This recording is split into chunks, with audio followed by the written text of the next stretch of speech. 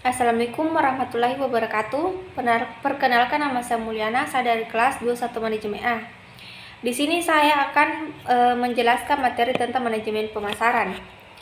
Dalam melakukan pemasaran, ada beberapa pertanyaan tentang pemasaran itu sendiri. Yang pertama, apa yang merupakan penelitian pemasaran yang baik? Yang kedua, apa metrik terbaik untuk mengukur produktivitas pemasaran? Yang ketiga, bagaimana para pemasar dapat mengakses pengembalian mereka atas investasi pengeluaran pemasaran? Nah, saya akan lebih dahulu menjelaskan tentang sistem penelitian. Sistem penelitian pemasaran atau riset pasar atau pemahaman. Manajer menggunakan riset pasar untuk membantu mereka untuk lebih memahami pelanggan dan pasar. Sedangkan wawasan bagaimana dan mengapa hal-hal tertentu terjadi di pasar. Penelitian pemasaran terdiri dari 4 poin. Yang pertama itu desain sistematis, pengumpulan, analisis, dan pelaporan data, dan temuan yang relevan dengan situasi pemasaran tertentu yang dihadapi perusahaan.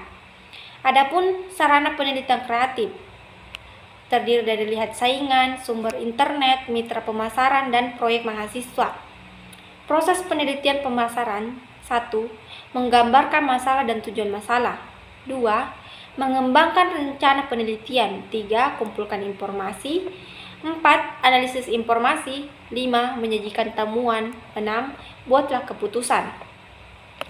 Adapun contohnya, American Airlines ingin menentukan berapa banyak penumpang kelas 1 akan tertarik untuk memiliki terbatas akses internet selama penerbangan, dan berapa banyak tambahan mereka akan bersedia membayar untuk layanan ini.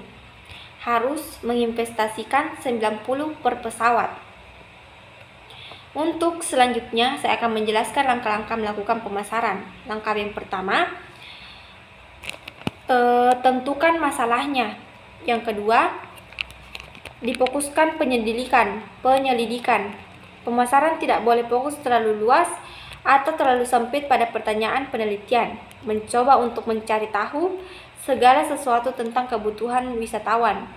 Kelas 1 terlalu luas, sementara mencoba untuk menentukan apakah cukup penumpang akan membayar 25 pada penerbangan langsung antara Chicago dan Tokyo.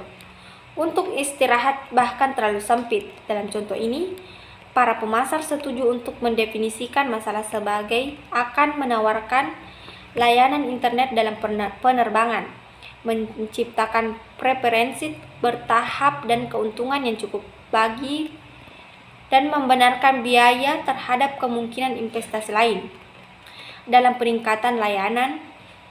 Langkah kedua, mengembangkan rencana penelitian. Rencana pengembalian sampel terdiri dari metode kontrak dan sumber data terbagi jadi 2, yaitu data sekunder dan data primer. Yang ketiga, pendekatan penelitian. Pendekatan penelitian terbagi lagi menjadi pengamatan, fokus kelompok, survei, data perilaku, eksperimen.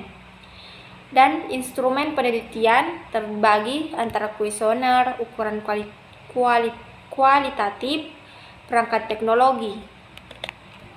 Langkah ketiga, kumpulkan informasi. Survei daring, survei telepon, wawancara, survei di rumah. Langkah 4, analisis informasi. Langkah-langkah yang bisa diambil yaitu kembangkan langkah-langkah ringkasan, hitung rata-rata, model keputusan, analisis statistik. Langkah kelima, menyajikan temuan dengan cara mengubah data mentah menjadi wawasan. Yang kedua, kemudian menyajikan informasi dengan jelas dan menarik. Langkah keenam, buatlah keputusan. Penelitian atau keputusan. Penelitian harus membimbing keputusan, tidak digunakan untuk mendukung keputusan yang sudah dibuat. 7. Karakteristik riset pemasaran yang baik. Yang pertama, metode ilmiah. Kedua, kreativitas penelitian. 3. Beberapa metode. 4. Saling ketergantungan model dan data. 5. Nilai dan biaya. 6. Spekutisme yang sehat. 7. Pemasaran.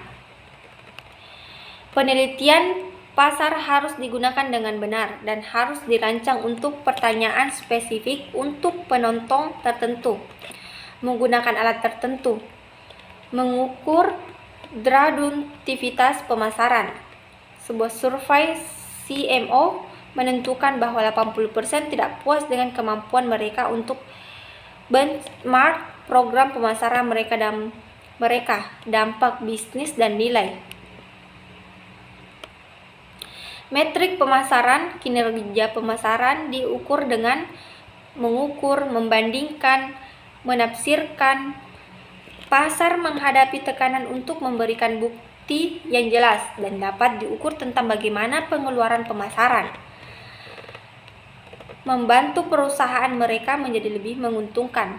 Metrik pemasaran adalah langkah-langkah yang membantu para pemasar untuk membandingkan dan menafsirkan kinerja pemasaran.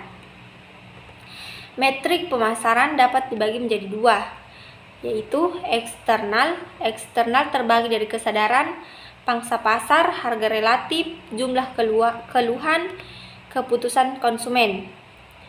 Papan dashboard pemasaran. Dashboard mirip dengan panel instrumen dari pesawat terbang. Mereka dapat dirancang untuk memberikan informasi secara real-time, bahwa manajer dapat menggunakan untuk lebih memahami pasar. Mungkin itu yang dapat saya sampaikan. Assalamualaikum warahmatullahi wabarakatuh.